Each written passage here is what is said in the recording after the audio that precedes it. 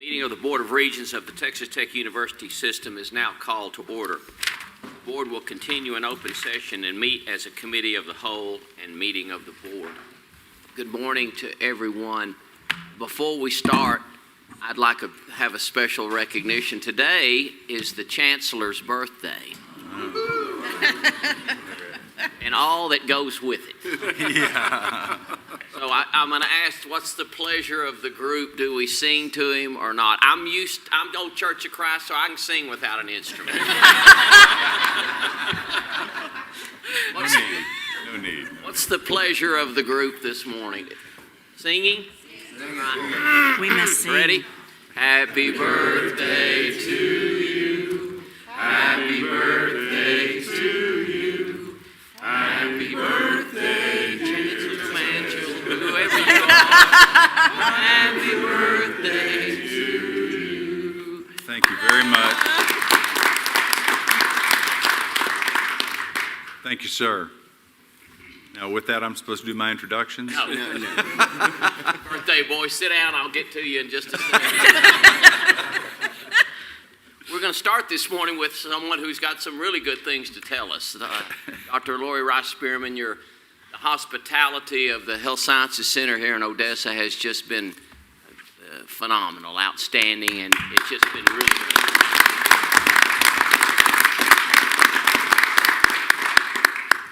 We're going to begin our meeting today with Dr. Rice-Spearman sharing with us some of the programs, the growth opportunities, the vision of Health Sciences Center in Odessa with her and her team, and we look forward to this showcase at the TTU HSC campus. Dr. Rice-Spearman. Thank you, Chairman Griffin. I also want to add my thank you. We have a phenomenal team that has been working on this for about 3 months.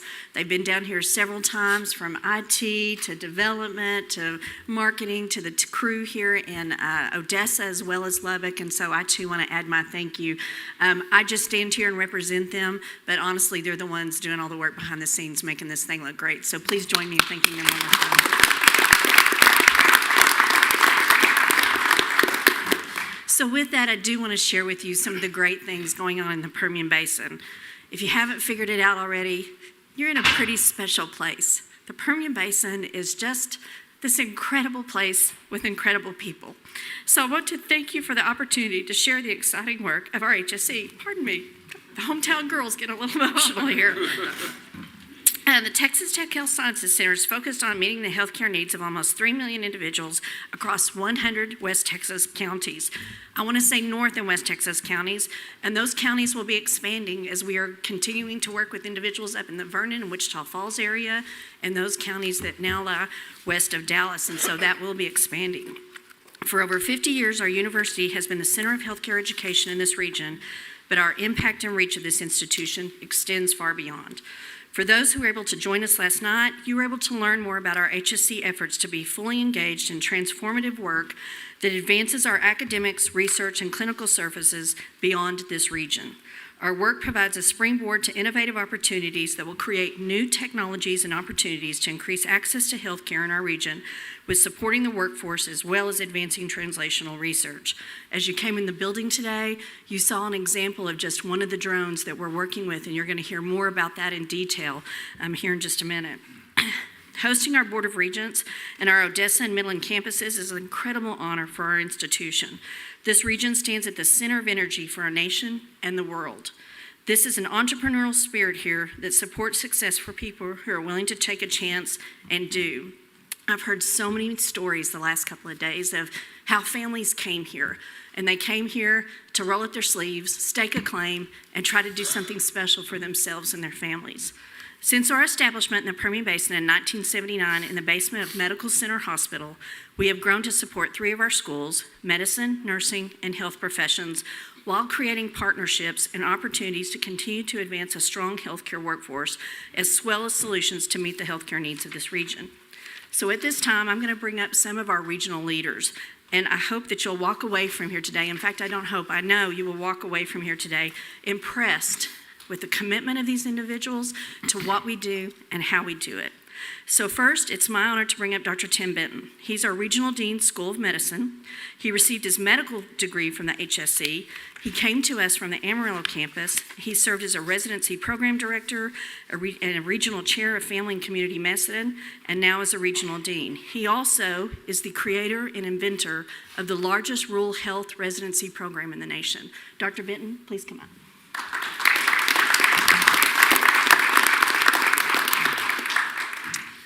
Thank you, Dr. Rice-Spearman. That's very nice. You just took a paragraph out of my notes, so I won't introduce myself. Mr. Chair and Board, it's a privilege to be here in front of you. Happy birthday, Chancellor. And to our presidents, thank you for your leadership.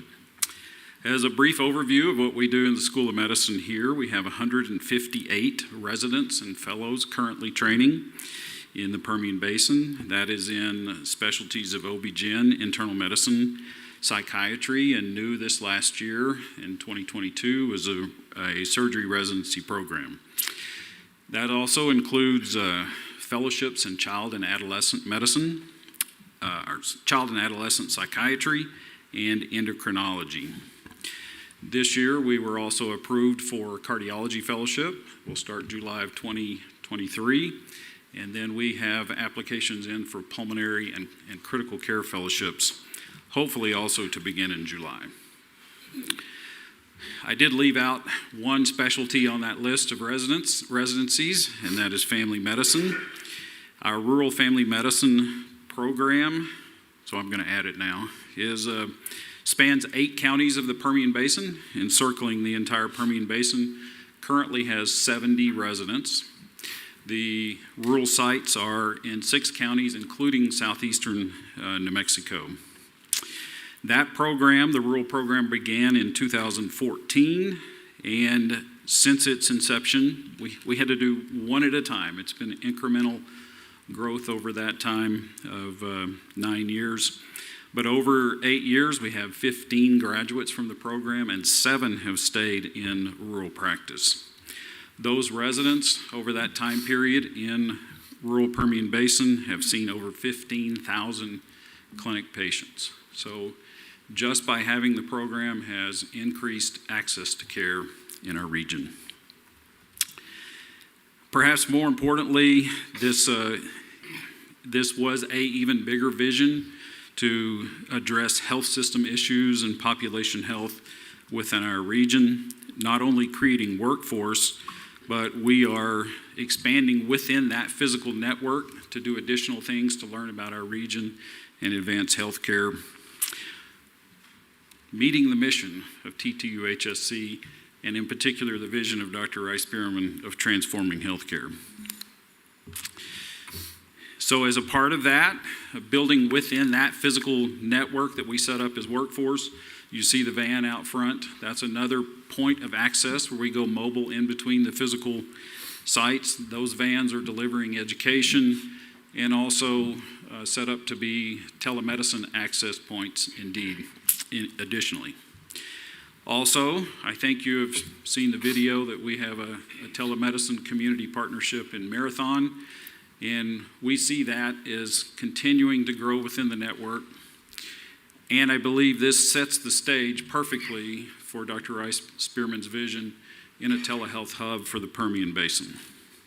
So we continue to build within and explore health system science, healthcare delivery, population health, and of course, rural healthcare.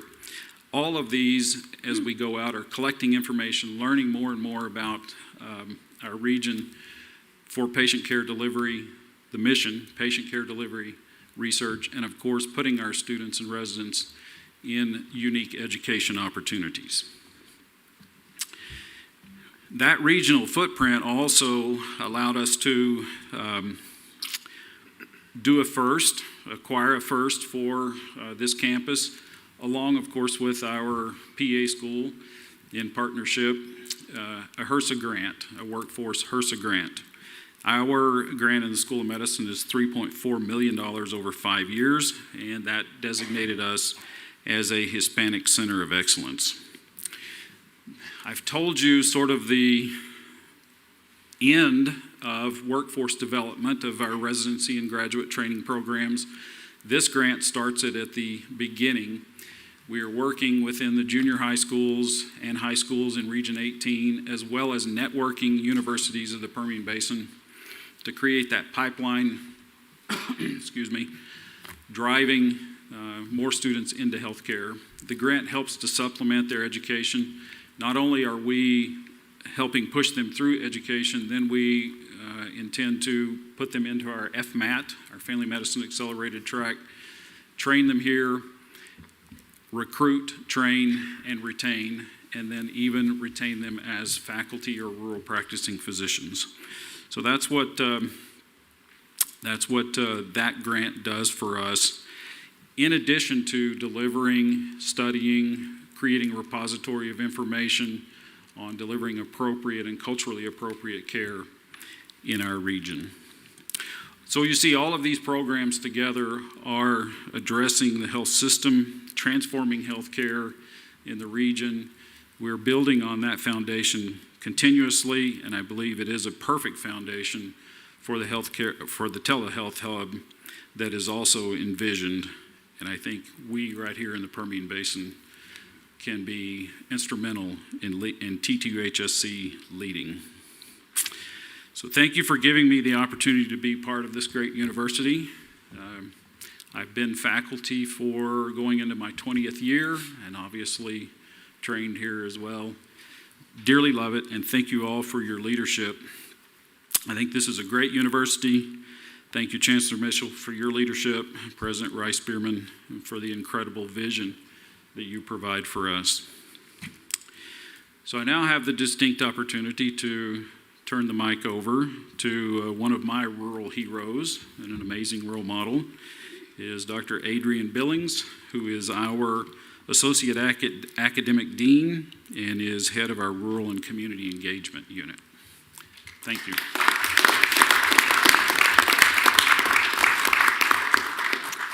Thank you, Dr. Ben, for that kind introduction. Muy buenos días. Les doy la más cordial bienvenida. Good morning. I'd like to extend the warmest welcome to each of you.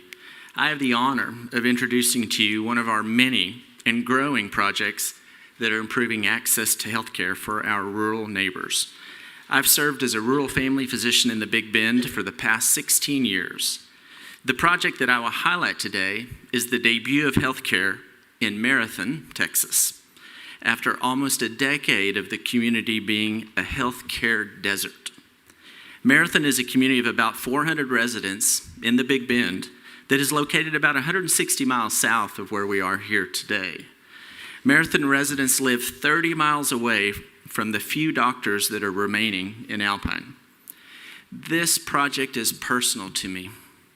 In 1999, as a medical student rotating in the Big Bend, I traveled with an Alpine family physician weekly for a month to provide healthcare in person in Marathon. But almost a decade ago, healthcare became no longer available or accessible in Marathon.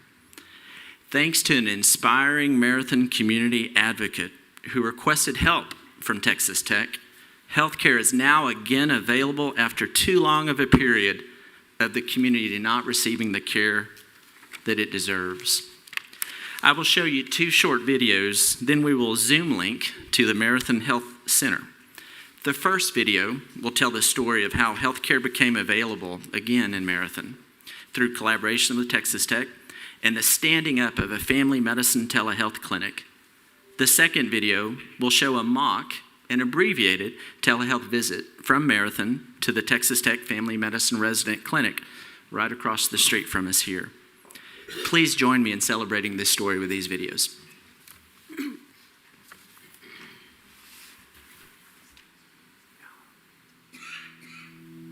People that move here are hardy people, so we know how to take care of ourselves, but also we're hyper aware of like each other and who is in need, because we rely on each other. Watching the healthcare situation out here, understanding how hard it is for doctors to be here. It's just difficult, and health is important. Health is important to the community. Telemedicine was just, like you just heard a little bit about it 6 years ago. And I just felt like that was the way that we had to go somehow. So I started knocking on Texas Tech doors, and someone gave me Tim Benton's name. One day I was sitting at my desk and the phone rang, and it was Marcy Roberts. And Marcy Roberts, being a leader in the community in Marathon, was looking at how do we get health care in a small community. We began exploring and brainstorming ideas of how to deliver care.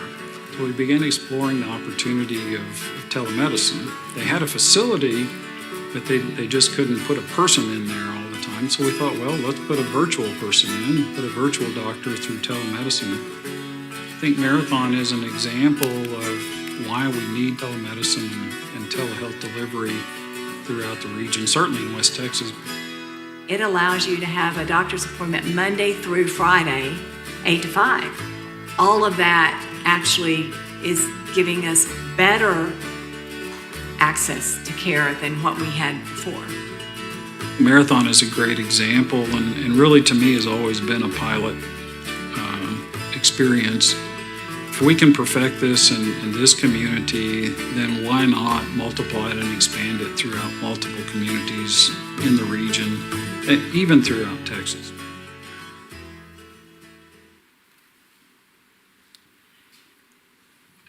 This next video that we're about to show is, again, a mock abbreviated clinic visit to give you an idea of what does that telehealth clinic visit look like right now. This, although this is telehealth, we hope that this is just the beginning for Marathon and other rural communities that we serve. And we are looking to stand up healthcare in the hardest of places that have the most need so that we can do the most good. So we'll introduce this next video.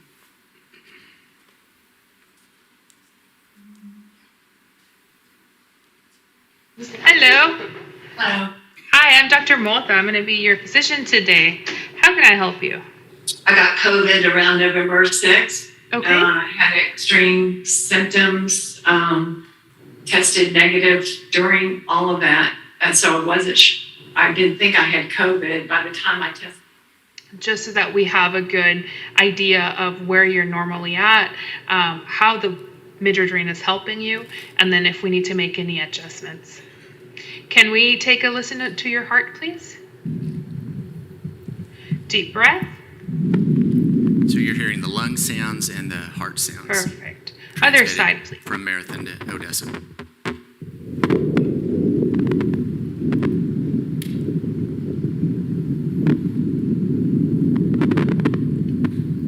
Perfect.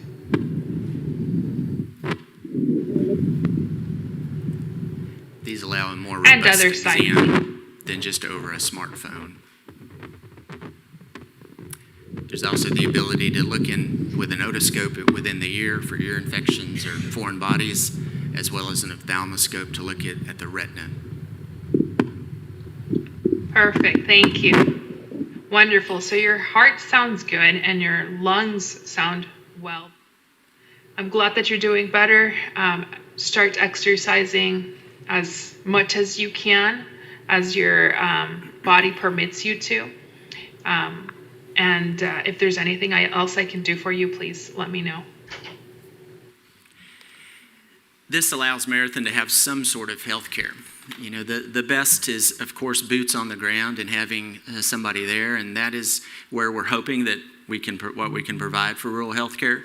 But having at least this as an option is certainly more than Marathon has had for almost a decade now. So now we're going to Zoom link up. That's how we accomplish these telehealth visits, is through the Zoom link. And so we're going to Zoom link to Marathon right now with Holly Olds, the clinic manager. Holly, are you there? How are you today? Good morning. Good morning. First, I wanted to share a sincere thank you for the Marathon Health Center. We know your time is valuable, and we appreciate you listening to just a very small piece of our story. Just yesterday, before getting halfway through a day in casual conversation, I spoke with 4 individuals of varying ages, all concerned with the challenge of accessing health care. 3 of those individuals had very recently lost their primary health providers. They weren't all seeing the same physicians either. You lose your doctor, you lose access to medications for issues such as high blood pressure and thyroid disease that are often required for a healthy life. Years ago, the president of our board began seeing these changes in local health care and started planning for the future. Her vision led to creating a space to focus on whole health. There are pieces of that vision that we have the ability to put together, but then there are the pieces that we can't put into place without you. With the help of the university, we've just begun to scratch the surface of creating a hub for innovative telemedicine services. At first, community members were being treated for illnesses such as a cold or COVID or the flu, which offer and require basically a single visit to our office. Now we have community members seeking treatment for chronic health conditions like diabetes that require ongoing treatment and often falls by the wayside because those treatments entail 320 miles round trip to access that care. Fortunately, the space for that care has already been created, and we're ready to work in an innovative partnership to bring reliable health care to our community. Our vision goes beyond a one-time visit via telemedicine. Our hope is that the community members can seek proactive treatment to prevent chronic disease. We're looking to you to help bring that vision to fruition. This doesn't just benefit our community, but it also provides students with a valuable learning opportunity in rural communities that are often overlooked by healthcare. There are also significant cultural opportunities where students can provide healthcare to residents who may feel more comfortable speaking Spanish with their doctor or being given healthcare advice from someone that shares a common background. You can speak with any of your staff that have collaborated with us. We are dedicated to working long-term to make sure that our community receives the quality health care that it needs and we feel it deserves. We've already seen the value that a program like this can bring to our entire community.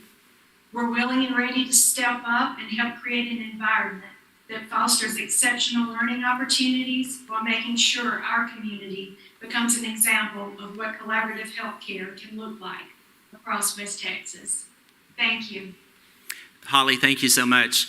As I'm wearing my rural physician hat today, and I'm speaking from the perspective, our rural communities do not have all the resources nor all the knowledge that they need to take care of themselves.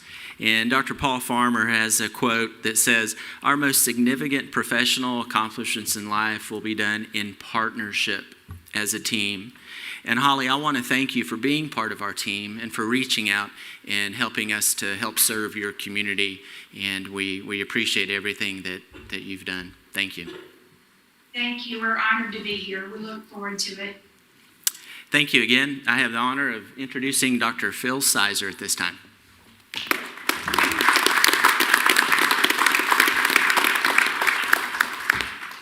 Greetings, Regents. Thank you for the opportunity to share with you this morning. This is a great honor. I'm Phil Sizer. I'm Associate VP for Research Innovation at the Health Science Center in the Office of Research, and I work with the Division of Research, Innovation, Collaboration, and Entrepreneurship.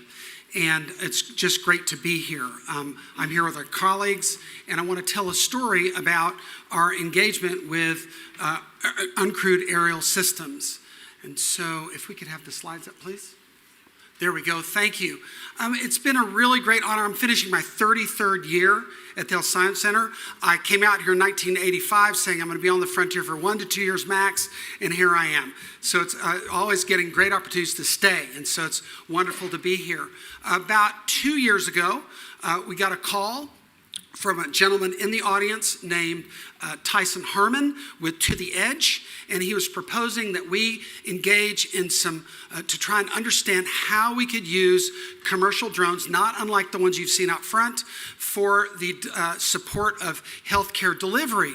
And I thought, yeah, that's really great. And he was telling me about himself. He said he's from Idalou, went on to West Point, went on, did his MBA, came back, and he loves Texas Tech, loves West Texas, loves the big skies. They said, besides, I can see 50 miles in any direction, and if I stand on a tuna can, I can see 150 miles in either direction. And I said, that's the guy I want to work with. He gets it. He understands the culture we're working with. And so we learned that, in fact, we're in a place where we got the perfect laboratory to understand how to serve underserved communities in a large landmass, supporting these other healthcare directions that have already been discussed with you today. And what we decided to do is to try and explore increasing healthcare, rural healthcare, and telehealth support, improving organ and tissue allocation and delivery, also search, rescue, recovery, and stabilization, and helping to develop the UAS, or Uncrewed Aerial System workforce, as well as educating K through 12 STEM programs. And so we began to explore this, and it grew very quickly. So we want to introduce some of those things. We know the statistics, how many people, how many patients are in our region, the number of counties, not only in our state, but the bordering counties around our state. The number of rural patients we serve, the number of counties that are considered medically underserved, and the number of rural patient discharges we witness annually.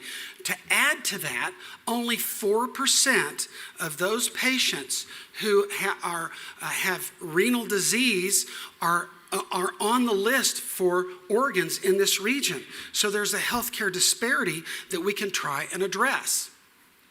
Well, in November 2021, we began this process. In April of 2022, we had our opening event at the Health Science Center in Lubbock. We inaugurated the Matador UAS Consortium. And there's some things that needed to happen along the way, but we decided to put the rubber on the road. And we did a lot of talking, a lot of planning, a lot of work, all that messy work behind the scenes, but we decided to walk the walk in November 2022, where we conducted over 10 missions to validate the proof of concept that we could do what we're saying we could do, as well as the proof of value. Can we create an effective and sustainable business model that would allow us to use these commercial drones to actually support healthcare on the commercial level? We started out with 1 to 2 partners, and now we have over 20 industry partners working with us from all over the country. Right now, we're working with OPOs in the 2-state area. We've already got more up in Colorado and Wyoming that are showing interest in collaborating with us. So we've had a really great collaborative response in this. What we're trying to do is support 6 areas. What we want to support is, as we suggested before, telehealth and rural health. We also want to support search, rescue, and recovery, this issue with organs. We also need to support what we call One Health tissue transport. That's not only human tissue, but also animal tissue in our collaboration with the vet school up in Amarillo.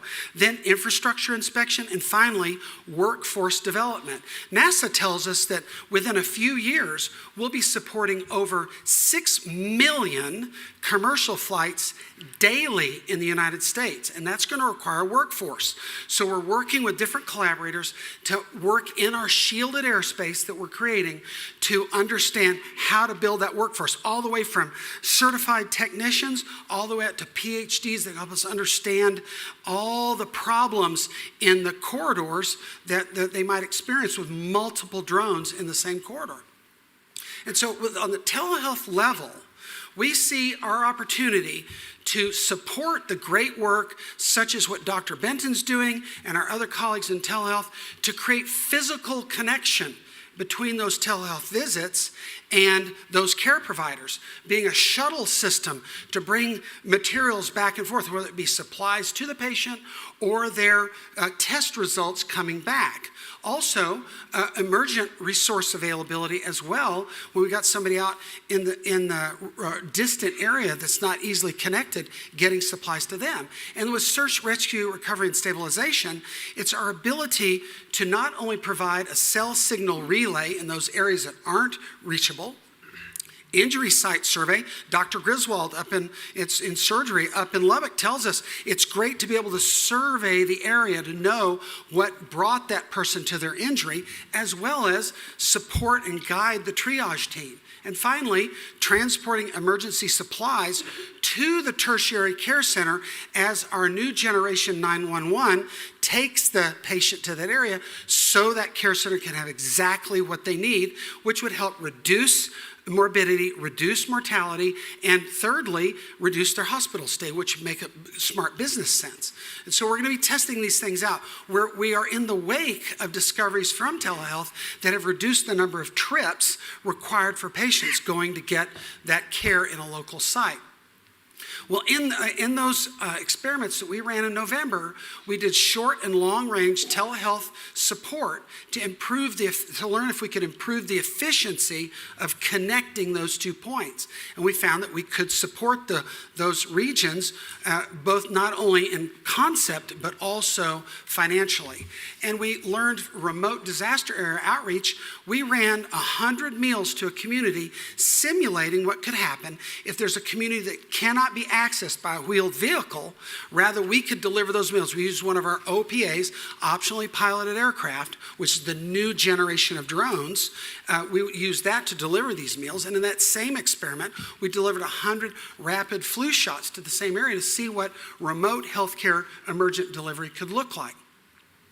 And the need for moving organs. And it used to be that you'd get the organ that was in your region, but now what happens is you're put on a list, and the next organ that comes up, irrespective of where it is in the United States, is delivered to them. So now we've got a tremendous transportation challenge. And what we can do is try and change that challenge. In 2022, over 7,000 organs that were recovered were not transplanted. So we need to change that proposition because part of the problem is transportation.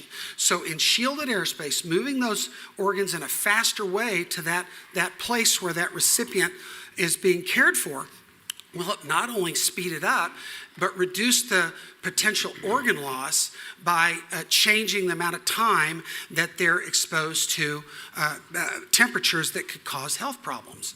So we're going to validate that safety and efficiency and hope to save more lives. And we also, the great thing about it, the only flight that was ever documented in this area was a 5-mile flight over Baltimore Harbor carrying an organ at 500 feet. We carried 3 organs, a liver, a kidney, and a pancreas from Reese Center in Lubbock to Oklahoma City, down to San Antonio, and back to Lubbock at up to 5,000 feet, testing those experimental organs for tissue degradation at each stop. And with our preliminary results, we learned that they thrived in those flights. And now we have 4 different OPOs, organ procurement organizations, that are working with us. So those fewer touch points will reduce the ischemic time and allow those organs to thrive. And so we hope to change that proposition. Then we also did 2 STEM events. We said we've got to create a workforce. We started that process and we educated over 700 children in our region from K through 12 on the possibilities for drone science in their future and maybe careers.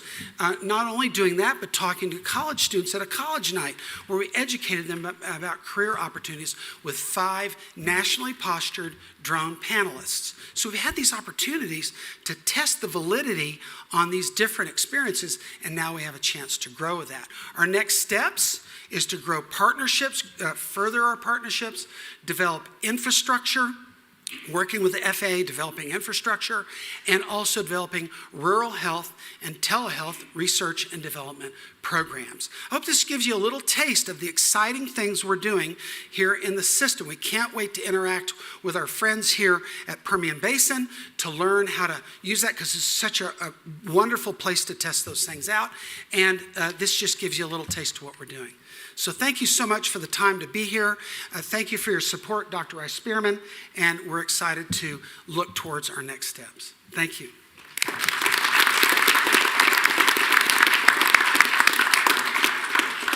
Regents, before we move on, do y'all have any questions for any of this team? Dr. Billings has a clinic in Alpine, so he ran and jumped in his truck and he's headed that way. But any other questions or comments? Dr. Rice-Spearman, what is our placement percentage of our students in any of the disciplines that we are offering that stay in the region? Those who come here to get their certifications, to get their degrees, how many are staying in the region, would you say? And do you have a goal or an aspiration in that regard? So our overall, for all of the graduates from this region, which include physical therapy, nursing, and medicine, our overall placement rate in this region is 75%. Our theory is we're going to grow our own. And so we are very excited about the recent grant that's going to allow us to push back into the middle schools to be able to push and grow our own here in the region. Thank you. Any other questions? Well, thank you so much. And I do want to also thank Regent Carrick Davis, who's allowed us to make a connection with NASA. And so we've got wonderful projects moving forward there as well in the Human Performance Laboratory. So thank you, Regent. Okay, with that, I think we are going to go ahead and wrap up our presentation and just say thank you. And I believe, Chairman, move on to introductions. Yes. Can you start? Yes, Chancellor Mitchell, Interim President Lamb, President Skubanek, President Lang, and President Rice-Spearman, will you please present your introductions and recognitions, please? Thank you, Chairman. For starters, I'd like to recognize the new chair, Mark Griffin, new vice chair, Ginger Carrick. Thank you guys for stepping up. We're excited about the future for our system. I would also like to recognize Regents Lewis, Walker, and Steinmetz. You know, everybody comes to this board with varied backgrounds. Everybody comes to this board with varied perspectives on things. Everybody comes to this board with varied approaches for the way they conduct business. Everybody comes to this board with their own successes in their own life with the things they've done, which is why they wind up on this Board of Regents. But the one thing they all share is a love for this system.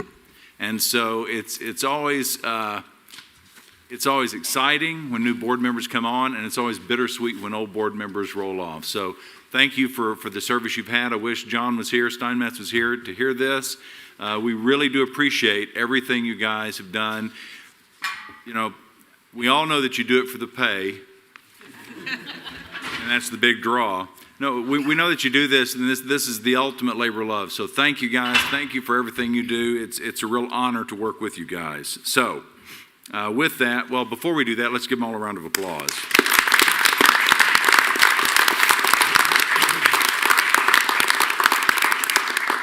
With our new folks, we have James Malden. Y'all all know James at this point. This was his first official meeting as CFO, but he's jumped right in. He's hired the new system chief information officer as he's been here. He's working very consistently with all of the CFOs at the universities and leadership at the universities, and he's also assisting diligently with our current legislative session amongst the many other things that he's trying to do. He is the definition of drinking out of a fire hose. A proven finance and strategic leader for more than 25 years, he brings a very dynamic skill set in finance, investments, treasury, and debt management. And he also has a successful background in public service. He joins us after serving as the Vice President of Treasury Management for DFW International Airport and a tenure as well at the University of North Texas System as an Associate Vice Chancellor for Treasury and also as the interim CFO. So let's give James a round of applause.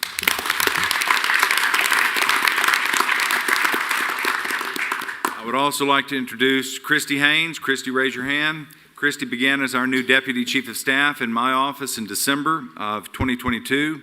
Her focus is on strategic initiatives as well as special projects, and she works very closely both with Daly as well as myself to help lead the day-to-day operations in our office, which also means she has to get used to my lame jokes. I think Daly actually wrote that in there. She joins our team following a very successful tenure at Germ Blast, a leading disinfection company serving businesses in 5 states, where she most recently served as the Executive Vice President. Before that, Christy actually worked in the Red Raider Club, where she spent time serving as Director of Donor Relations, Stewardship, and Events. Let's give Christy a round of applause. I would also like to introduce Julie Doss. Julie, raise your hand. She began as the new Executive Director of System Relations in December as well. 20 years of Julie's career have been dedicated to serving and advancing two of our institutions, Texas Tech University and Texas Tech University Health Sciences Center. She comes to us from the Rawls College of Business, where she was the Senior Director of Engagement and External Relations since 2018. She previously served at the Health Sciences Center as Senior Director of Alumni Relations and spent over a decade in numerous roles at the law school. We are thrilled to have James, Christy, and Julie join our system administration team, and I would like once again to welcome all of them. Sitting to my left, I have Dr. Keith Lamb, and he's here for his first board meeting as the interim president of MSU Texas. Keith also served the university as vice president for enrollment management and student affairs, as well as the chief strategy officer. He's been a well-respected leader at MSU throughout his tenure at the institution, which spans all the way back to 1999. I'm extremely grateful for his commitment to leading the university as we conduct our presidential search, and we'll have updates about that as the process moves forward in the upcoming weeks and months. So let's give Keith a round of applause.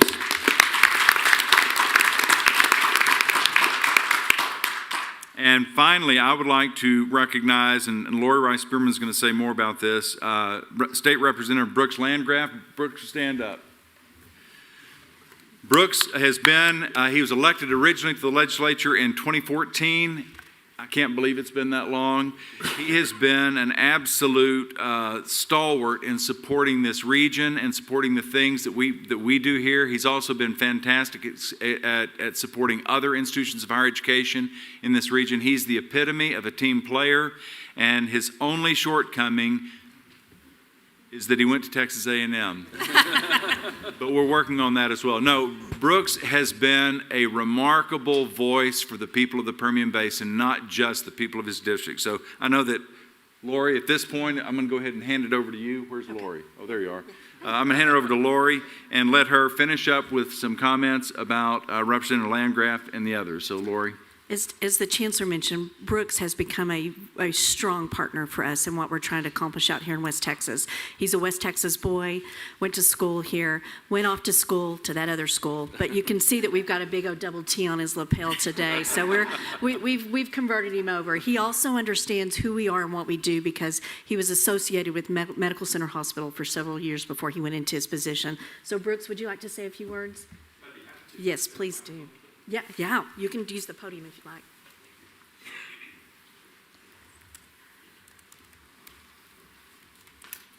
Well, good morning. Thank you. And thank you, Chancellor. Thank you, President Rice-Spearman and Mr. Chairman and the Regents. This is a real joy for y'all to convene this meeting here in Odessa on this beautiful campus of the Health Sciences Center. And Chancellor Mitchell, 37 years old. Happy birthday. Well done. Look, we are so proud that you're here and so proud of the investment that the system makes into the region as a whole, but also specifically into the Texas Tech University Health Sciences Center and the Permian Basin campus. You know, I appreciated you going over the history about how this medical school started in the basement of the hospital across the street back in the 70s. And a lot of us will never forget that happened at a time when other institutions in the state, and the state of Texas in general, was neglecting the healthcare needs of the people and the communities west of Interstate 35, but not Texas Tech, not this system. And you have been there for this region, for West Texans, for their healthcare needs. And you have been a part of the fabric of this community, of these communities, and I can assure you that these communities will never forget that. Y'all have been here for us, and we will continue to be here for you as well. And I just want to let you know that. This building, by the way, a great selection. I'm very proud to say, and I was talking with the Chancellor earlier, when I was first elected my first legislative session in 2015, the first bill that I filed was a bill to secure funding for this building. It was wrapped into the larger TRB bill later, but I'm very proud of that. It's a magnificent facility, and just think about all of the good work that has been done by your faculty and students and residents right here in this building. but that's all part of the mission, and we're very supportive of that. Let me just tell you a little bit. I've been keeping a close eye on Chancellor Mitchell and all of the presidents as they've been making their case before the House Appropriations Committee hearings, which have begun in earnest, as well as Senate Finance, and things seem to be going well. And we'll certainly continue to do everything that we can to support the system and the mission. And I also want to let you know about an item that I filed last week. It's called the Texas Strong Defense Fund, and it takes it would allocate a small percentage of oil and gas severance tax revenue that Mr. Campbell and others are generating for the state to reinvest that in energy-producing areas like this. And the Texas Tech University system, the Health Sciences Center, other institutions of higher ed, our local hospitals would be direct beneficiaries of that, especially to help address specific items like the nursing shortage, nursing faculty shortage. We need more faculty, as you know, in order to train and equip more providers, and that will go a long way to help address some of the healthcare needs in the region. And so that's just one of the many things that this proposal will do, and I'm looking forward to continue fighting at the legislature and in the halls of the Capitol to get that done during this current legislative session. Last thing, so my family's been ranching just outside of Marathon, Texas since 1905, and I'm very familiar with the community and just the stories there. Dr. Benton, the amazing work that's being done in that community, that's life-changing, that's game-changing, especially knowing that that can be a blueprint for other types of telemedicine, providing clinics in other underserved and remote communities. Just somebody, speaking as someone that's not in my district, but just given that my family's been part of that community for so many decades, that's a tremendous asset for that community. That will keep that community alive for generations to come. So thank you for making those type of, and look, that's just one example of the attitude, the approach, the culture at Texas Tech University Health Sciences Center, and I just want to say how much I appreciate that. I probably spoke a little bit longer, but I'm very happy that y'all are here convening, and if there's anything that I can do to assist with the mission, I'm happy to continue doing so, but thank you very much. Thank you, Brooks.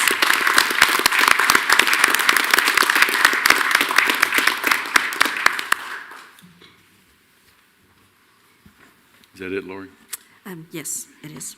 We have Permian Strategic Partnership, but that's part of my... Okay, all right, so that's all of my introductions then, Mr. Chair. Sure. President Lamb? Well, good morning, and thank you, Mr. Chair. We would like to highlight Zach Zoot. Zach is our Assistant Director of Counseling Center, and he was recently named the Texas Counseling Center Association's Outstanding Counselor of the Year. Zach primarily received this because of some research that he did that helps advance the field of college counseling.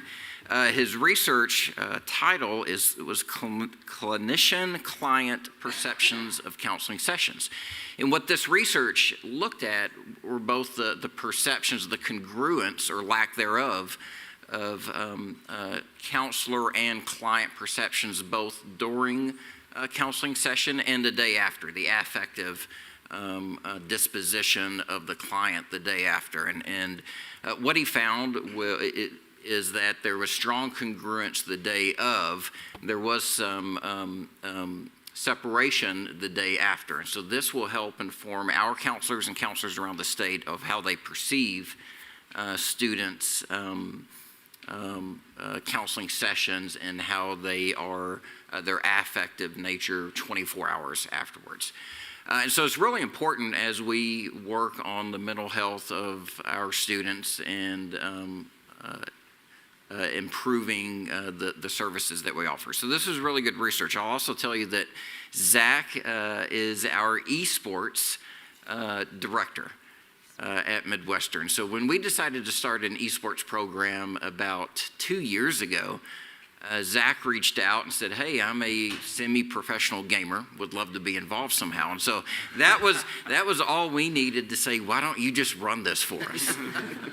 And he's absolutely taken off with it. He has built a great program. He has built a learning community in one of our residence halls, including an esports lounge. And it's a really, really good program where he has varsity teams, I believe, in 4 different titles right now. Most of that's beyond me, unless it's the Legend of Zelda or Mario Brothers. I really don't understand it. But Zach does a great job with it, and we have a really good growing team, was just really important to our student engagement, right, and our student retention, because this touches a population that may otherwise not have a connection to the institution. And so Zach's that type of individual that is committed to our students, committed to their success, and goes above and beyond what is required of his position. So we're very, very proud of Zach. I would also mention Zach is one of ours. He's originally from Germany, but went to high school in Burnett, Texas, which is close to Wichita Falls, and received his bachelor's and master's from Midwestern. So we're really proud of Zach and what he does for Midwestern and the statewide recognition that he's recently received. Thank you.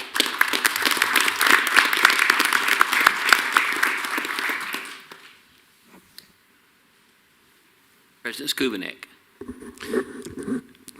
Mr. Chairman, I have 2 introductions today. The first is Glennis Young. Glennis is an award-winning writer and director of storytelling in the Department of Marketing and Communications at Texas Tech University, where she's worked since 2015. She is also the editor of an internationally award-winning university magazine, Evermore, which I hope you've seen. Last month, Glennis and the Evermore team hosted an event at the NASA Space Center Houston to commemorate the 20th anniversary of the Space Shuttle Columbia and to honor the 7 men and women who lost their lives in that mission, most notably Mission Commander Colonel Rick Husband, who was a Red Raider, and Commander Willie McCool, who was a Lubbock native. More than 300 Red Raiders and members of the NASA community gathered that evening, and it was a most memorable and emotional event, made very special by discussions that Glennis led with Regent Ginger Carrick Davis and Evelyn Husband Thompson, Rick's widow. Regent Carrick Davis, would you like to share any thoughts on that event? Yeah, I was telling President Skubinek that, I worked at NASA for 30 years, and every year during that week we would remember Challenger, and then we would remember Challenger and Columbia. And out of all the events that I've ever attended, NASA sponsored or not, the way that Glennis conducted this event was so respectful, so touching, so personal. And I have never experienced an event like that before. And Evelyn and I were talking afterwards, and it just touched our hearts so much, the way that you did it. So thank you for the way you tell your story and the way you structured that event. It was forever etched in my memory. Yeah. Thank you. I don't think I could add anything to that.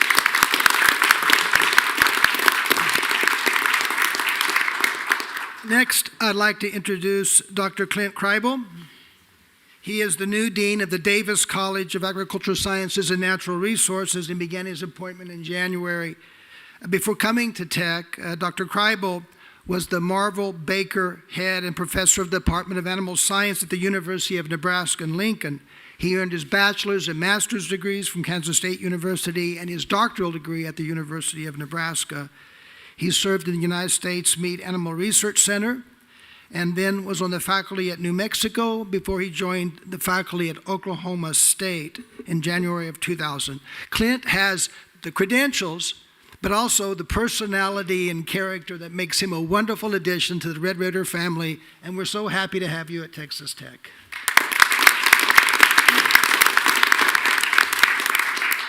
Clint, on a personal note, we stand ready as a board, and the odds are about 9-1 is appropriate for helping you with Gordon also from time to time. Good luck. His generosity and personality know no bounds. Okay? I'm sure, yeah. We love Gordon. That Anything concludes else? my introductions. Thank you, Mr. Chairman. Thank you. President Lang. Dr. Rice Spearman? Yes, I have a few more introductions. Tracy, if you'll go ahead and start moving towards the podium, I'll go ahead and introduce Russell Myers. Russell is the CEO. Russell, please rise. Of Midland Memorial Hospital. As you know, we can't do what we do out here in this region without our hospital partners. Across our enterprise, we have 8 hospital partners, and they are critical to the training and what we do. And then, of course, we support their practices within their hospitals as well. We also have Mr. Russell Tippin with us. He is the CEO of Odessa, or of Medical Center Hospital here in Odessa, and he has also been a tremendous partner. And we thank both of you for your partnership and what you do with us.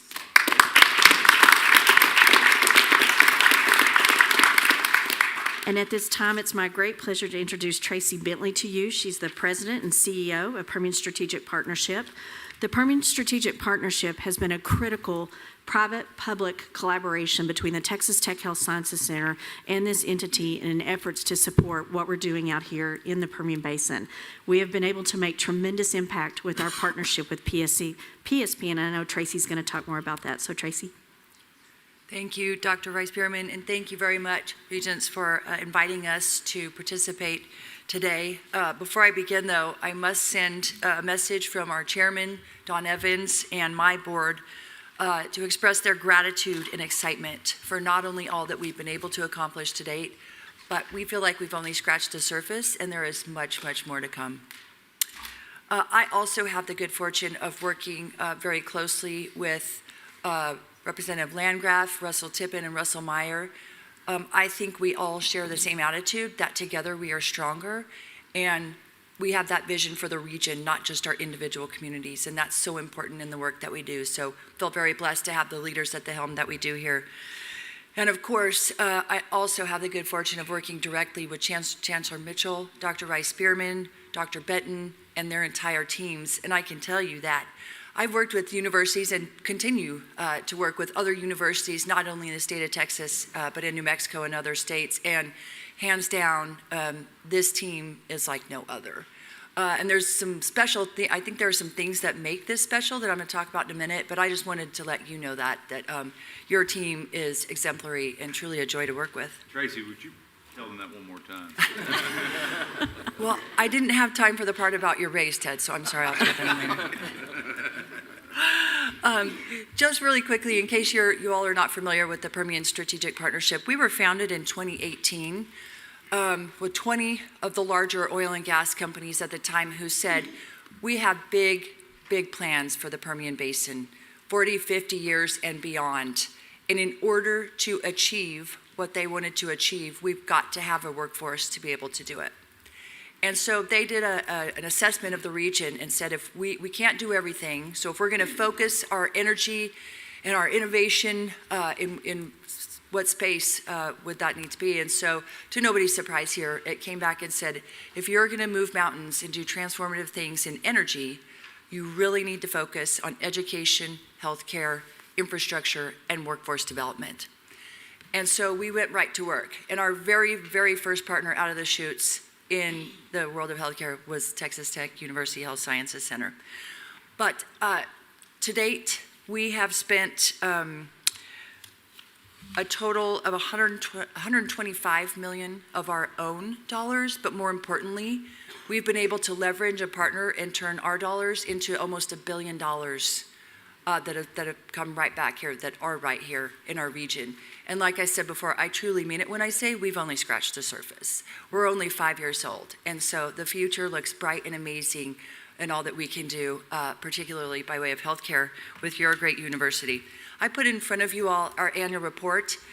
We're going to be producing our next annual report just here in a couple of months, but I wanted to see you so you could get a flavor for all the things that we work on. But I think something that you'll notice not only in this report, but in our past 2 reports is Texas Tech stands out in a big way because of all of our partnerships that we've had and that we're going to have.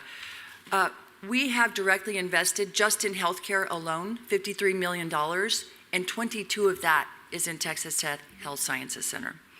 Dr. Benton did a phenomenal job earlier mentioning some of the programs, but we've invested with you all in family medicine, PAs, surgery, and some subspecialty programs, along with the medicine on the move that is out front, that we're so, so proud of, and many, many more. Because we know that to be able to attract and retain the talent that we need to keep producing the energy that the world and this country needs, we have to have top-notch healthcare. And we know, as it was so eloquently put before, we know that not only Midland and Odessa need to have that healthcare, our entire region, no matter how small or how rural. And I think nobody has told the story of the Permian in rural Texas better than Chancellor Mitchell when he says, we can and we should be the example for the rest of the country when it comes to rural healthcare. When you have some of the world's largest energy innovators right here, and in our opinion, you have the best example of how a university can lead on rural healthcare, and you combine those two, think about what can happen. The innovation that can happen right here, it is happening. And we can be a model and example for others to follow. So that excites us very, very much, and that is our end goal. So I also have to tell you that I am a proud mom of one of your nursing students. She probably greeted you last night when you walked in the door, but she's so proud of the education that she has received at Texas Tech. She's a proud Red Raider, and she's going to go off and do things, great things for all of us and make us all proud. But I wanted to let you know it's been a wonderful experience watching her and helping her go through your nursing program. Dr. Cannon is amazing. So I will just end with a couple of things that, from my perspective, from PSP's perspective, make this partnership so special. When people say the word public-private partnership, I think a lot of things enter their mind. But as people have watched the partnership that we have together, they want to know more. They want to know what our secret sauce is. What's the magic? What makes this work? And I say, well, actually, it is special, but it's not magical. Here's what it is. It's number one, we share a common goal and vision, and that is to make healthcare in the Permian Basin the best of anywhere that you can find in the entire country. Secondly, we think big. One of my favorite stories to tell people is when we identify together a need in our region in healthcare, it often starts with me calling Dr. Benton and saying, I have an idea. He's like, oh boy, here we go. But you know what happens is we take that idea together with our teams and we create an initiative out of it in a relatively small amount of time, and we turn it so that we can see results as quickly as possible while doing it responsibly. You just don't find that anywhere else. It's truly, truly special. And last, but certainly not least, is leadership. When you have the leadership of Chancellor Mitchell and Dr. Rice Spearman and these 20 oil and gas companies who say, we're not going to take no for an answer. It's going to get done. It's just a matter of time. That's our attitude. And those three things combined make this public-private partnership so incredibly special. And that's why I think we have the eyes and the ears of people from around the country saying, show us how you do it. That's really what it is. So again, I want to leave by thanking you for your continued investment with us. This public-private partnership is incredibly powerful. And again, we have so much more to come. So thank you all, and we look forward to all the good work we have to do. Thank you, Tracy. Mr. Chairman. And finally, Chairman Griffin. I'm sorry. I'm so Arcelia. sorry, Arcelia. No, it's okay. I wanted to just make a comment. And first, thank you to the presidents who are here of the two key hospitals that are making a difference. It means a lot to us that you came to this meeting and all the partnership that you have with Dr. Rice Spearman and Chancellor Mitchell. And I also want to say a special thank you to Secretary Don Evans, who many of us have been mentored by him and continue our friendship with him. Please give him our regards. He's a personal dear friend of mine, but also, you know, his vision that he continues to impact, not just when he was Secretary of Commerce, but, you know, we still call him Chairman Evans for all other things that he's done, you know, but thank you as well for your leadership and for trusting us to be your partner. Dr. Rice Spearman, thank you. Thank you. Yeah, and I want to reflect what Arcelia said. This Midland and Odessa are my second home. We do a ton of business out here, and I'm here all the time. I have a house here, and just love the people. I'm really excited about everything that we're doing here through the Health Sciences Center. In fact, I wasn't even aware of all of it and the impact that it's having. But unless you spend time out here, you can't understand the importance of it. And you also can't understand the need. And as good of a job as we've done, there's a lot more work to do. So, one of my missions in my time on this board is going to be to expand the footprint of the system, the health science system, but also just academically as well in Midland and Odessa. So, you have my full support in everything that we're doing, but also you're going to have my pressure to do more because there is a lot that needs to be done here, and it's very important. West Texas is Texas Tech, right? We in Texas Tech is West Texas. We're not only here, but we're responsible for it. It's not just an opportunity, it's a responsibility, and so I think we need to take it very seriously and continue pushing to do more here. Thank you, Regent Campbell, and we will rise to the challenge. I know you will.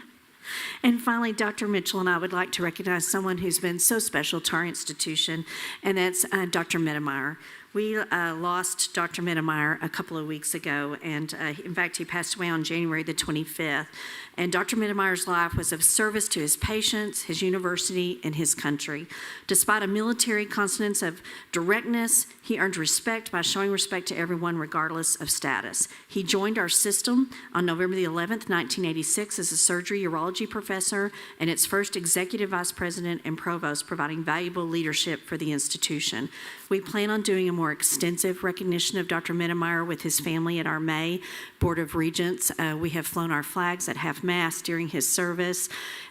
During that time, we're going to talk a lot about the long-term impact that he had on us, and really, we are who we are today because of the influence of Dr. Mittermeier. Dr. Mitchell, would you like to add anything? Sure. I mean, you would never know that, she talks about Bernie joining in 1986. Prior to that time, he was the Surgeon General of the U.S. Army. So he served under President Reagan. He was a 3-star general. You would never know that. No patient that he ever saw knew that. No veteran.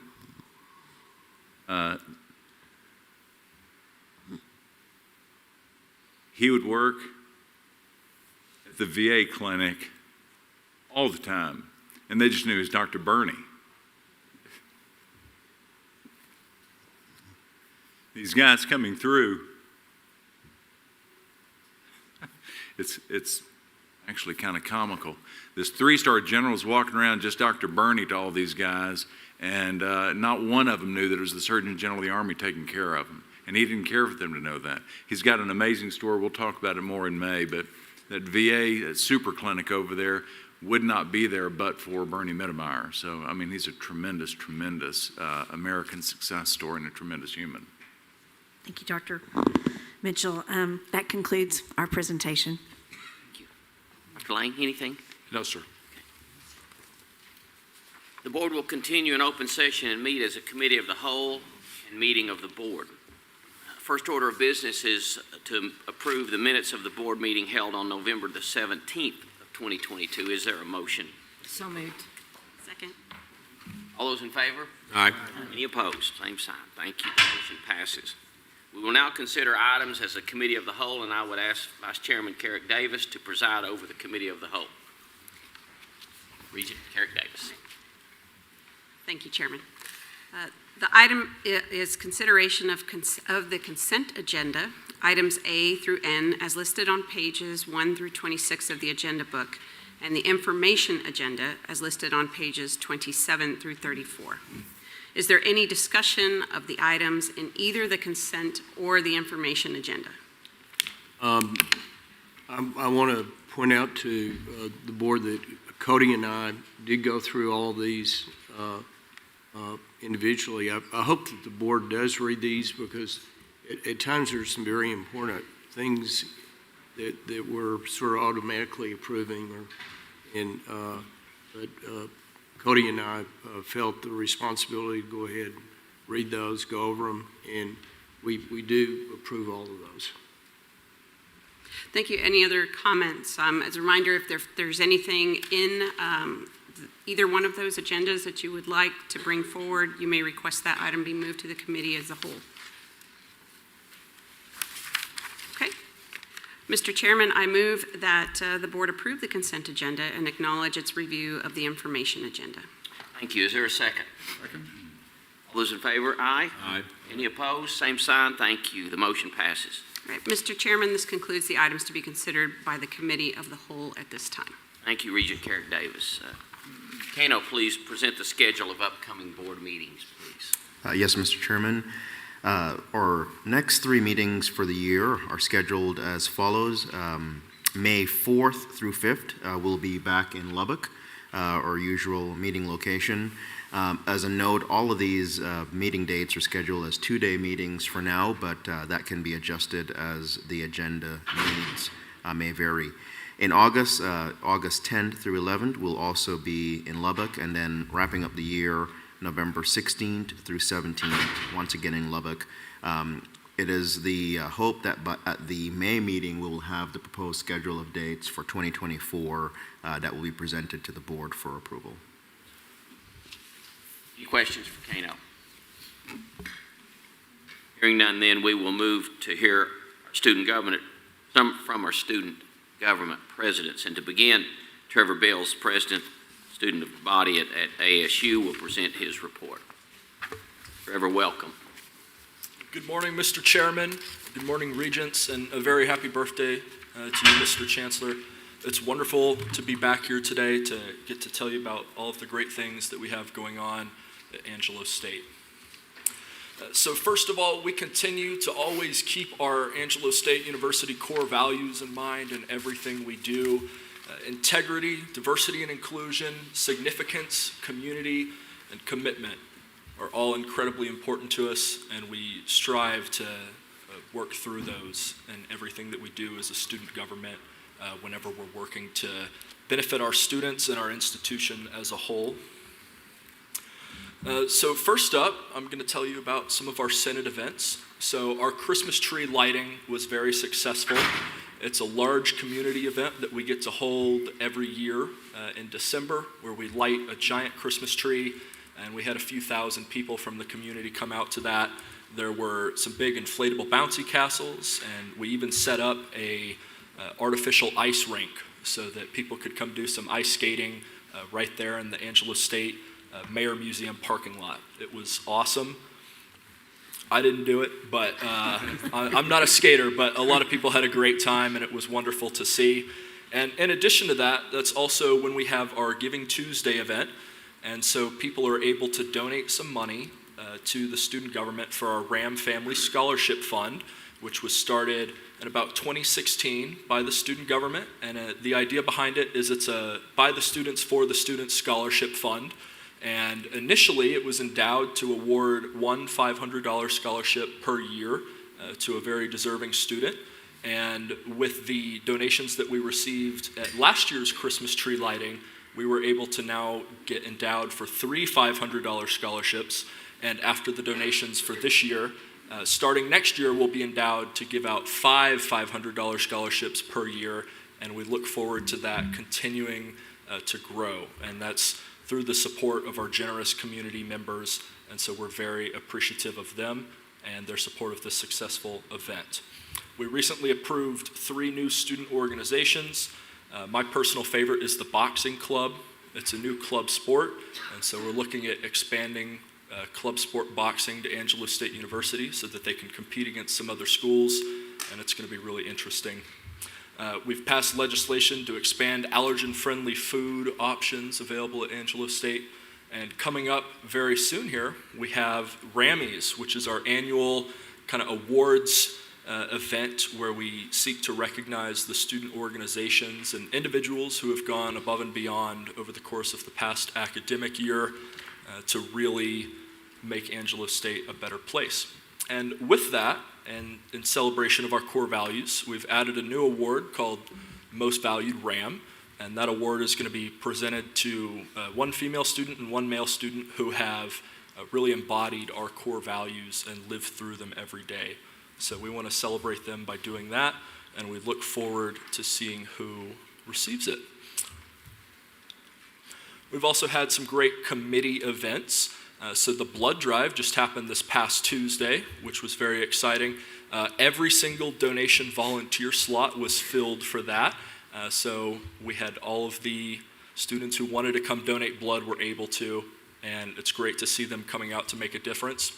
Coming up soon for Earth Day, we're going to be giving out reusable tote bags that you can paint yourself so that our students are able to act in a more sustainable way, which is really important for the long-term sustainability of our planet. Also coming up soon is the AED Walk. So our Student Services Committee is going to have some representatives walk around campus and see how accessible and visible our AEDs are, especially as sometimes in the evenings when buildings are locked, where is the closest one if there's an emergency after hours on university property. We also have coming up soon a t-shirt swap. We've had a lot of extra t-shirts from university events piling up in storage, and so we're looking to host an event where we give those out to students. They can bring in any other old t-shirt that they may have and walk home with a t-shirt from an ASU event, and then the t-shirts that we collected will be donated to a homeless shelter, which is very exciting. The Rams Against Drunk Driving program is still going strong, and even better now, they're looking at expanding it to some other universities in the region and across the state. And that is still a partnership through AB Distributing, which is our local Budweiser distributor in San Angelo. And they pay for all of these Uber vouchers that we're able to give out to our students every week to prevent drunk driving. Our spring priority projects continue to be meeting student basic needs, and we have some Ram Pantry collection drives that are being hosted by some of our committees coming up very soon here. Health and safety is still going strong with Rams Against Drunk Driving, and then distributing those reusable tote bags at the Earth Day event coming up here in April. And we are continuing to be very excited about providing information about our SGA projects to the Rampage, which is our Angelo State student newspaper. We love having their reporters at our meetings so that they can stay up to date on everything that we have going on. And we've been tabling on campus to interact with students and receive some feedback from them on what we can do to better support our students and to see how they're feeling about everything that's going on. Do we have any questions? Thank you so much for your time. Trevor, thank you.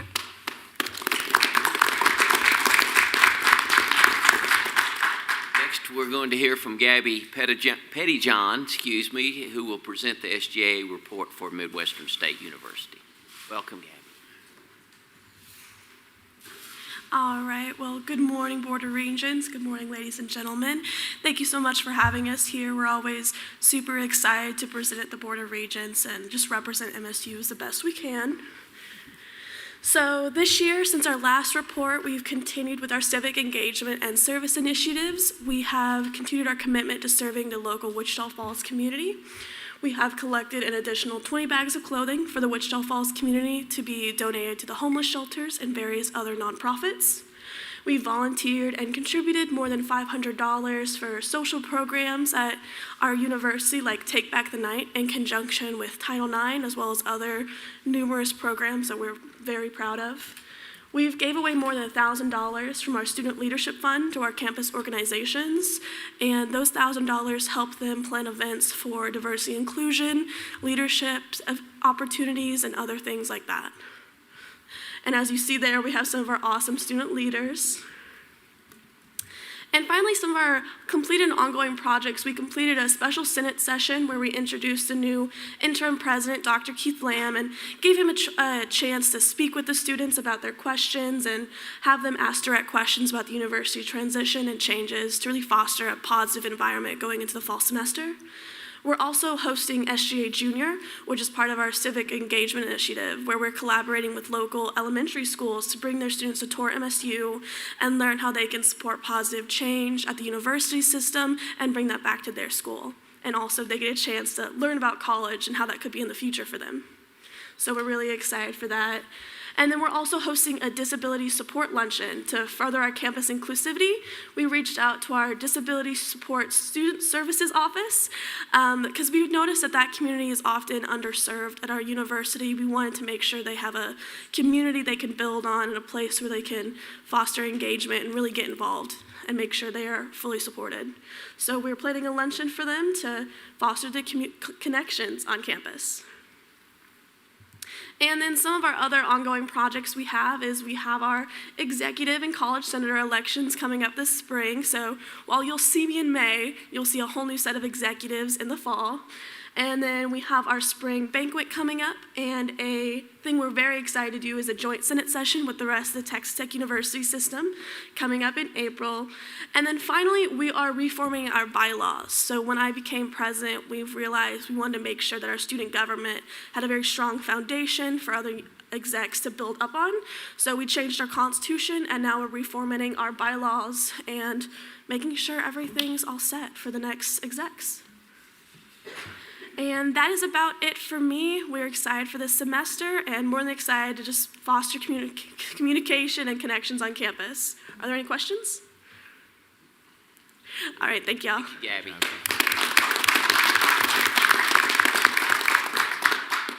Next, we'll hear from Austin Phillips to present the SGA report for Texas Tech University. And as Austin comes up, wherever you mention the boxing club, I think a nice scholarship fundraiser would be a match between you and Austin.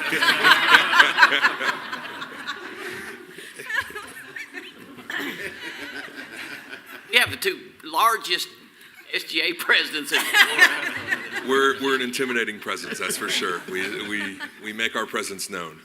But thank you, Mr. Chairman. Thank you, Regents, for allowing me to speak today. I also wanted to, before I get started, thank Dr. Rice Spearman and her team here at HSC for allowing us and their hospitality this weekend. It was truly a great experience to be here, but I'll go ahead and get started. This past January, we hosted our inaugural TTU SGA Week. Similar to the other institutions, we were looking for a way to increase engagement with our student body. We did lots of programming, including a meet and greet, SGA meet and greet and tabling, student organizational fairs, live music, guest speakers, food truck festivals, community student discounts, and everyone really enjoyed a good pizza with the president pass out that we had during the week. But this was a really good opportunity for us to interact with our students and for us to learn more about our student body and allow our student body to learn more about their student government.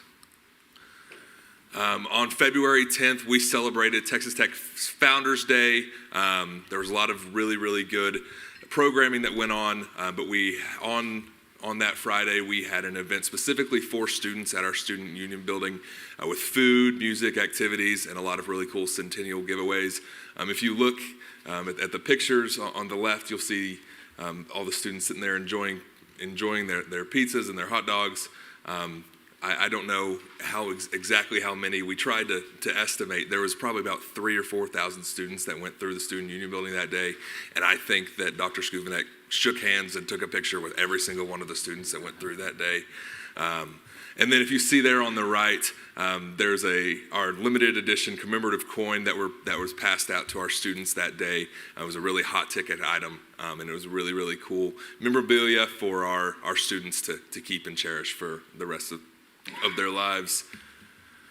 As far as ongoing initiatives, I wanted to give you an update on a little bit of the stuff that we're continuing to work on. The first is the Eyes on the Horizon Commencement Walk. Regent Carrick Davis, you asked me a question about that last time. I promise I'll get to it. I have a special slide for it. I'm not going to forget it. But we also we're working to put together a new first-year welcome event that takes place in the fall for our new first-year, our freshman students and our new transfer students to help them get more accustomed with the university and to foster a sense of community. And then we're also advocating for the expansion of open educational resources, working really closely with our faculty senate to push out the expansion of those programs. Also an improved Safe Ride program on campus to make sure that every student has the opportunity to get home safely and doesn't have to worry about the dangers that come with that. We're also working and in the process of proposing a new Centennial class gift on behalf of the the centennial class of Texas Tech University, and we are just wrapping up our student organization funding allocations. Really excited to say that we've allocated almost nearly $500,000 out to student organizations across campus, and are really excited to supplement their growth and supplement their operations and leadership. Regent Carrick Davis, here you go. So this is our Eyes on the Horizon commencement walk tradition that we are looking to start this spring. So this is an event that occurs on the Thursday evening of commencement weekend, so right before our first commencement ceremony on Friday. So in this, the graduates will gather at the Dairy Barn and walk towards the United Supermarkets Arena, finishing at the bonfire location in Urbanovsky Park. And kind of just a quick math, the distance between the Dairy Barn and the bonfire location is approximately 1,923 feet, which just so happens to be the founding year of our institution. And at the end, we're looking to create a celebration for graduates, families, friends, and community supporters in Urbanovsky Park with music, guest speakers, food trucks, and a lot more. And I'm really excited to roll that out this year, and really excited for what that may look like. Also, we're looking forward to a lot of federal and state advocacy. This spring, actually this next week, SGA will represent and advocate on behalf of Texas Tech and its student body at both the Big 12 on the Hill Conference and Texas Tech University Systems Day at the Capitol. We're really excited for the opportunity to represent our students and to represent this institution and this system at both of these events. And I wanted to take this time with our upcoming elections. This is my final time speaking in front of this body today. I wanted to say thank you for allowing me to represent this university and to represent this system. It's been an honor, and I know I sat out at the beginning of the year saying that with one goal, that we're going to work every day to make sure that our student body has the resources and opportunities to make the most out of their educational experience at Texas Tech. I think one of the things that makes this university and this institution and system so special is that's the goal of every single person in this room. So I wanted to thank you all for allowing me to stand up here and represent the system and to represent this university, and I will open up for any questions. Thank you. Thank you.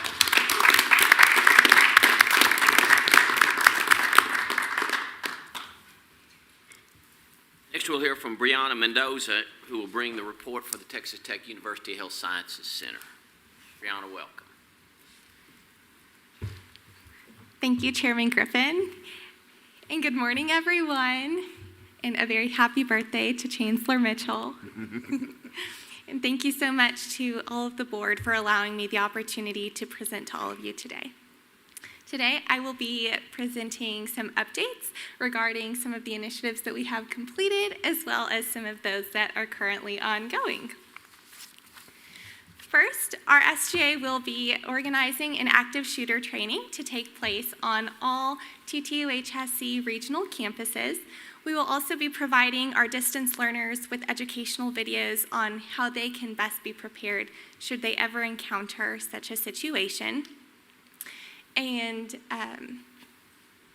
while violence of any kind is something that we hope never ever happens, we do look forward to helping ensure that our students are prepared to encounter any active shooter training should they ever encounter one at any point in their life.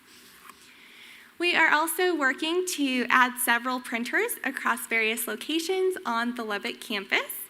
And we're also working to improve access to research-based software across our programs. We recently launched a survey trying to gauge if there's any overlap in the softwares used by students across our various programs. And if we do find that there is overlap with these softwares, then we will try to see if we can reach an agreement on how we can provide our students with these softwares in a manner that is equitable across the different programs. We are also working with operations to see if we can add any sinks on the research lab floor. Every laboratory does have sinks, but for lab safety purposes, they can't be used to rinse any of the dishes that students have or coffee mugs. And this request comes from students who are in research-based programs. And these students find themselves in a lab working on experiments from very early in the morning to sometimes very late at night. So they are requesting a sink where they can safely rinse out their coffee mugs and dishes. And the TTU-HSC SGA also funds 2 scholarships for students. The first is the Endowed Phonathon Scholarship, and the second is the Star Spangled Double T Scholarship. Our Endowed Phonathon Scholarship applications were launched in the fall. We had 630 total, and we were able to provide 159 scholarships to students from $81,000. And we were also able to raise funds for our Star Spangled Double T Scholarship from our virtual 5K fundraiser in the fall. We raised $1,000 from that.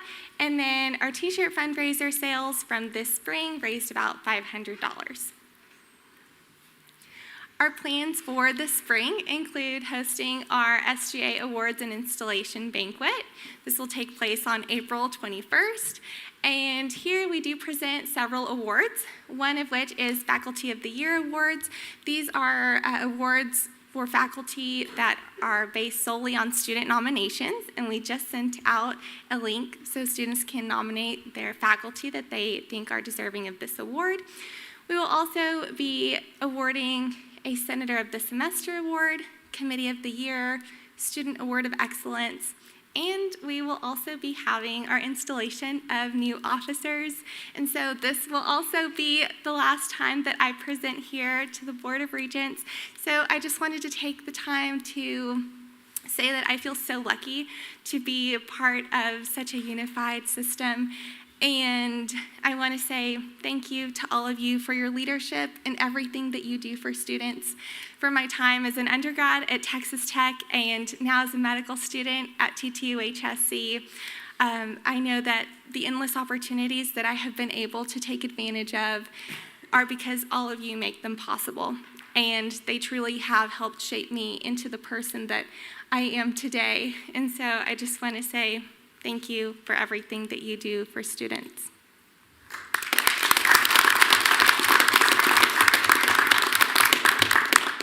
Are there any questions for me? All right, thank you. Thank you, Brianna. Next, we're going to hear from Georgia Hayna, who is the president of the Student Government Association of TTU-HSC El Paso. She's unable to attend, so her report will be delivered by virtue of a video presentation. Hello, everyone.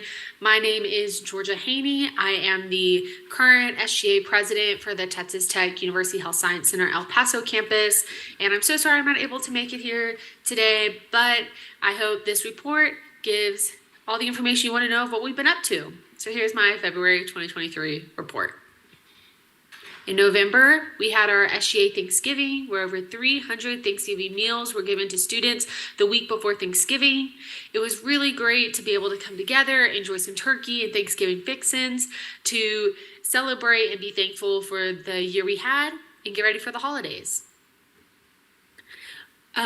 Last semester, we also had Give Kids a Smile Day through our dental school, where some 3rd through 5th graders from a local elementary school within the same zip code of our campus took a field trip to our dental clinic where they received free screenings, cleanings, and sealants. And actually, the reason I'm not there today is because I am participating in our spring Give Kids a Smile Day. So hopefully we'll be able to give some good work today. So that's why I'm not there. Throughout the semester, we also had our community health fairs where students from all 4 schools were able to provide education and some services to those who really need it most within our community.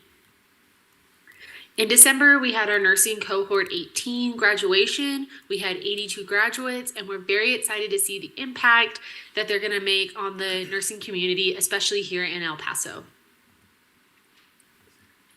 Throughout the semester and into this year, we've been able to give back to our community, especially in February in our MLK Day of Service, where we had a lot of students going all over the community, picking up trash, serving nutritious meals, and also giving haircuts to the homeless. During the December holidays, we also did a toy, food, and blanket drive for the Opportunity Center and Rescue Mission of El Paso. And also, our Institutional Advancement Office were able to spend the International Volunteer Day at the El Pasoans Fighting Hunger Food Bank. So a lot of service happening in El Paso. The first week of school, we had our welcome week for the spring of 2023, welcoming back all of our students and faculty, and to start off the good semester with a fun week of popcorn, bagels, activities on wellness, and pancakes on Flapjack Friday. And we also had a medical school professor discuss ways for management, stress, burnout, and anxiety management.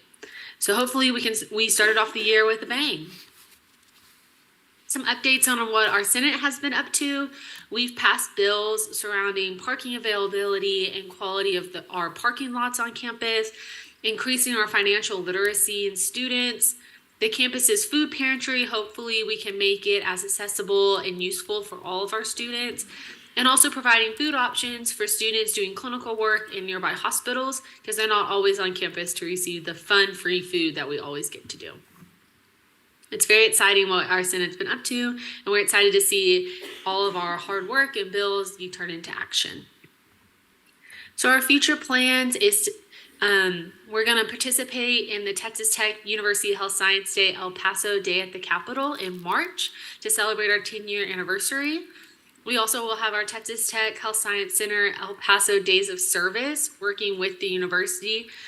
In April, we'll have our SGA Spring into Wellness Week, which will include some fun wellness events, possibly a football tournament, and some wellness speakers. Also in March, we'll be hosting Joint Congress this year in El Paso, so we're very excited to host the other SGA presidents in April. We'll have our Executive Council elections and transitions, so at our next Board of Regents meeting, hopefully you'll get to see the next president. We'll have our SGA award ceremony. We're going to be working with our registered student organizations to make it the best one yet. And we'll also be having basketball and indoor soccer intramurals throughout the semester. We're excited to see all of our athletes. Thank you guys so much. Please feel free to email me if there's any questions. Again, I'm so sorry I wasn't able to make it today, but hopefully this overall report of what we've been up to answers any questions or anything you were wondering about what's going on in El Paso. Thank you guys so much.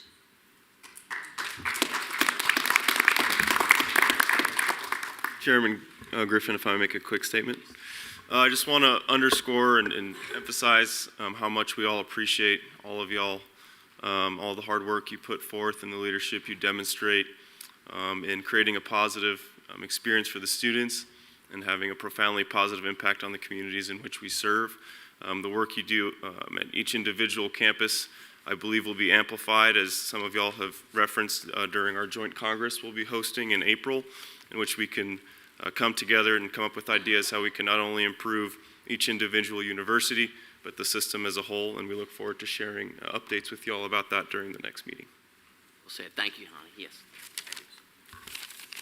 Final item of business is announcements, and as a new board chair, one of my responsibilities is to name chairman and leadership at our respective standing committees, and I want to share those appointments with you at this time. We won't be filling all of the chairmans or vice chairmans at this time as we await the new appointees, but those who have accepted so far are these. For Finance and Investments, Cody Campbell will be the chairman and Pat Gordon will be vice chairman. For Facilities, Dusty Womble will continue as chairman and Arcelia Acosta will be serving as vice chairman.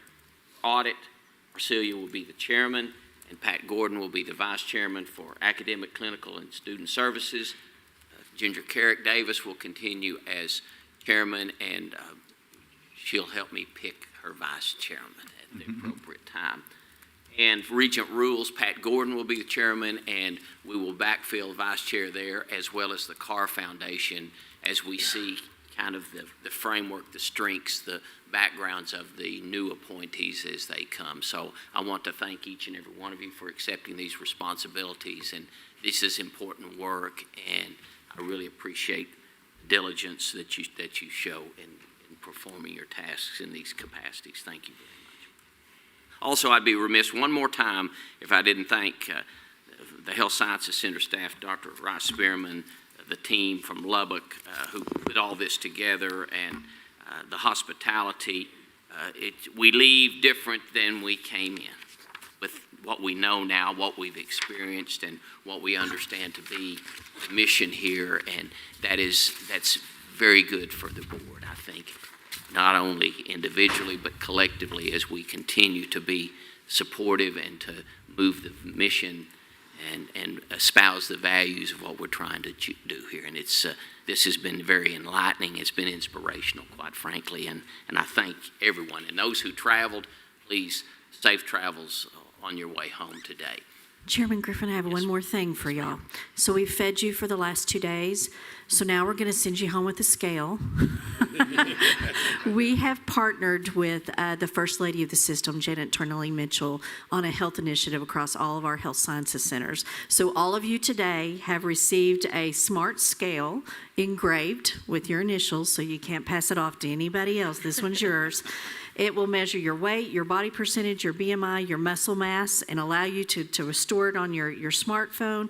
In addition, you're receiving a workout bag, some resistant bands, but most importantly, you and your spouse are getting access to a program that Dr. Tornelli Mitchell has been very involved with, and that's called Wonder. WONDR. The instructions are on the back side of your card. Christina Martinez is going to make sure, for those of you who are traveling, to get this shipped to you. It gives you the instructions on how to get access to Wonder, and this will allow you to do some initial assessment of your health, send it in, get the information back, and get registered in a program. And Janet has been a wonderful partner for us across the institution. Thank you very much. Thank you. And obviously, her spouse is the poster child for this program, apparently. As confession time, I did break open my scale before and stepped on it, and I'm trying not to take this personal, but it was a digital readout, and it said 1 at a time, please.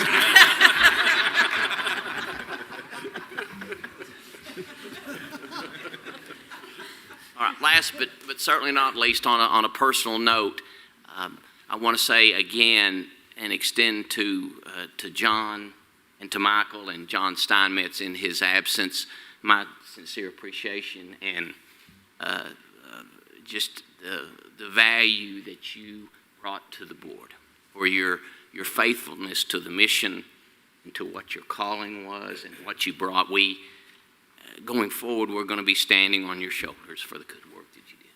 I just want to tell you, thank you very much. Thank you. I guess I knew something was up when I didn't have a microphone. I can take a hit, but that aside, I just want to say it's been a privilege to serve. I've also had the privilege, circumstantially, of observing half the existence of the university and the system in the centennial, because I graduated in 1972 and was here much before that.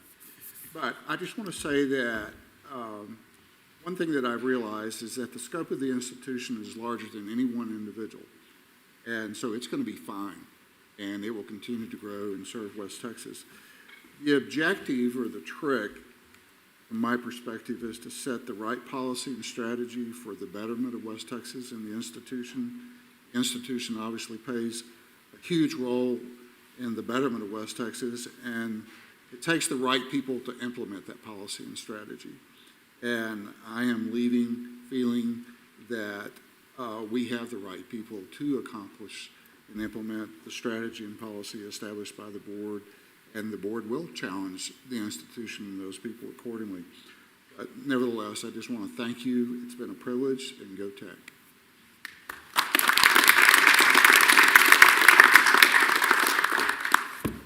Well, I've had the privilege of being on the board for 9 years, and it's amazing growth in 9 short years that we've had at our institutions and the additions to our system, and so it's been fun being part of it. And in my role in leadership at other organizations, in many of those, I was just happy to get out. This is not one of those. This is one where, I love Texas Tech. I love the people associated with it. And it's just been, as I said, a privilege to serve. Thank you.